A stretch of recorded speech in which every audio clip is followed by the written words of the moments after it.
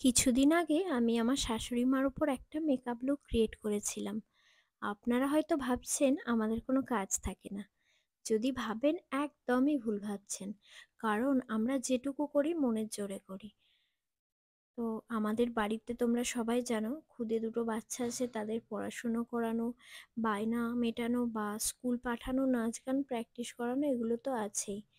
এসব কিছুর পরেও মানুষ মাত্রই শারীরিক প্রবলেম তো থাকবেই। এছাড়াও রান্না সংসারের কাজকর্ম এ বাড়ি ও বাড়ি তো আছেই।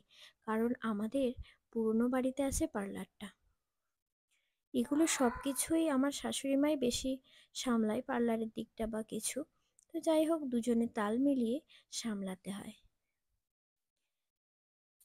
তো যাই হোক, অনেকদিন থেকে আমার ইচ্ছা ছিল যে একবার বসে সাজার। একদমই সময় হয়ে উঠছিল না। মেকআপ শেখার পর থেকে নিজেদের অনুষ্ঠানে সবাইকে সাজাতে গিয়ে সেইভাবে নিচের সাজা হয়ে ওঠে না। যদিও মেকআপটা হয়, বাট সমস্তটা হয়ে ওঠে না।